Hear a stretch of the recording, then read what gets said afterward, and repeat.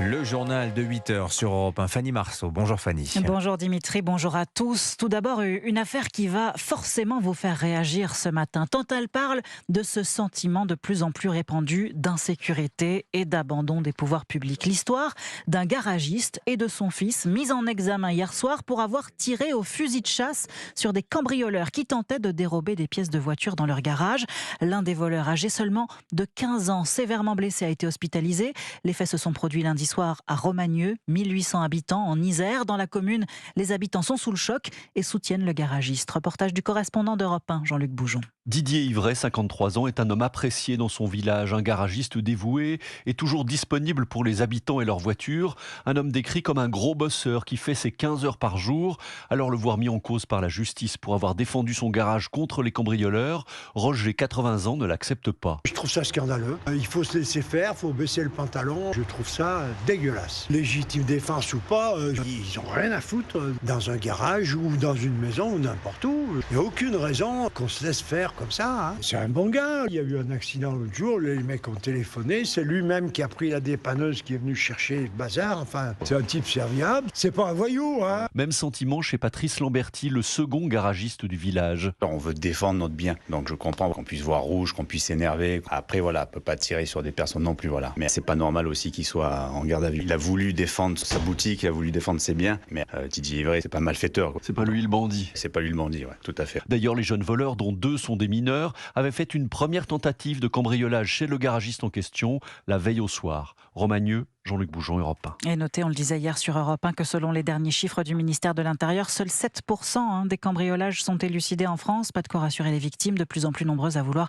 se protéger par leurs propres moyens. Ouais, c'est le sujet de l'autodéfense. Gros sujet. On aura l'occasion d'en reparler. Une nuit de plus dans les geôles algériennes pour Christophe Glaise, le journaliste français arrêté en mai 2024, condamné en juin dernier à 7 ans de prison pour apologie du terrorisme, a vu sa peine confirmée en appel hier. Il lui est reproché d'avoir interviewé le dirigeant d'un club de football, également à la tête d'un mouvement indépendantiste considéré par les autorités locales comme terroriste.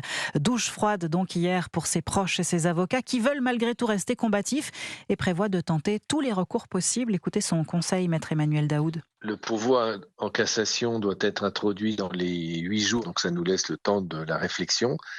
Et toutes les hypothèses sont sur la table. Pourvoi en cassation, recours en grâce, un mix des deux. En tout cas, nous utiliserons tous les moyens en notre possession pour faire en sorte que Christophe sorte le plus rapidement possible. J'ajoute, et ce sont les parents de Christophe qui le disent, la famille attend des pouvoirs publics français qu'ils se mobilisent pleinement et avec plus d'efficacité que jusqu'à présent pour que Christophe Glaise passe le moins de temps possible en prison, parce que sa place n'est pas en prison et la place d'un journaliste n'est pas en prison, surtout lorsqu'il est innocent. Maître Emmanuel Daoud au micro européen de Wilfried de Villers. Lui aussi veut user de tous les pouvoirs possibles. Le recours de Florian M. Vous savez, c'est le policier qui a tiré sur Naël en juin 2023.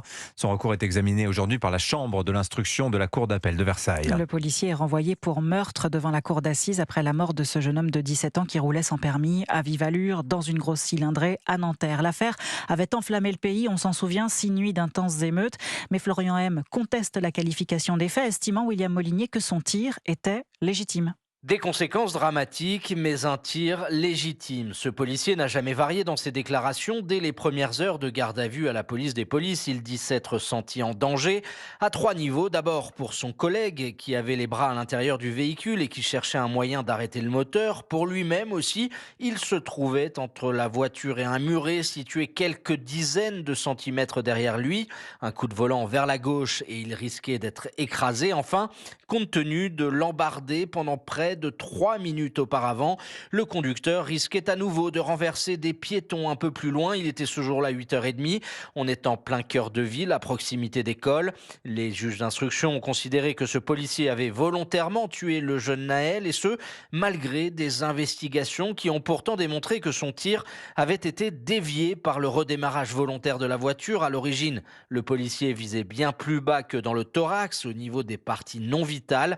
insuffisant pour les juges qui ont estimé qu'ils ne pouvaient pas ignorer qu'en tirant, il risquait de toucher mortellement le conducteur. William Molinier du service police-justice d'Europe 1. Vous écoutez Europe 1 matin, il est 8h06. Le monde est loin d'être tranquille. La déclaration ce matin du président chinois Xi Jinping aux côtés d'Emmanuel Macron. Après un entretien au sein du Palais du Peuple à Pékin, nous devons continuer à nous mobiliser en faveur de la paix et de la stabilité. Voilà ce qu'a déclaré Emmanuel Macron, estimant que nos deux pays ont, je cite, une capacité déterminante à œuvrer ensemble, notamment en Ukraine.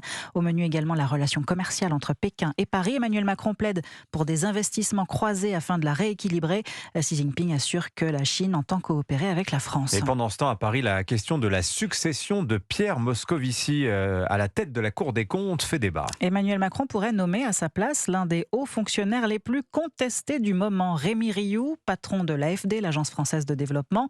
Un choix qui a de quoi surprendre à l'heure où la France cherche à faire des économies, Jacques Serret. Oui, le patron de l'AFD, agence décriée qui distribue de l'argent à l'étranger, est le favori pour la présidence de la Cour des comptes, institution censée juger la manière dont l'argent public est dépensé. Si sa nomination devait se confirmer, Rémi Rioux succéderait ainsi à Pierre Moscovici, dont il fut il y a quelques années le directeur de cabinet au ministère de l'économie lors du mandat de François Hollande. Un profil proche du socialisme et d'Emmanuel Macron. Depuis 10 ans, Rémi Rioux a multiplié par 2 les effectifs de son agence avec des choix d'investissement qui laissent pantois. Par exemple, 8 millions d'euros pour des programmes au Mali, au Niger, au Burkina Faso, 3 pays qui ont définitivement fermé la porte à la France, 600 000 euros au Maghreb pour promouvoir l'égalité de genre, plus d'1,3 million pour la santé mentale des jeunes à Gaza, des choix dénoncés à maintes reprises par la droite. C'est ainsi que les nations se ruinent en confiant la clé du coffre à ceux qui l'ont vidé, alerte l'eurodéputé Sarah Knafo au sujet de cette potentielle nomination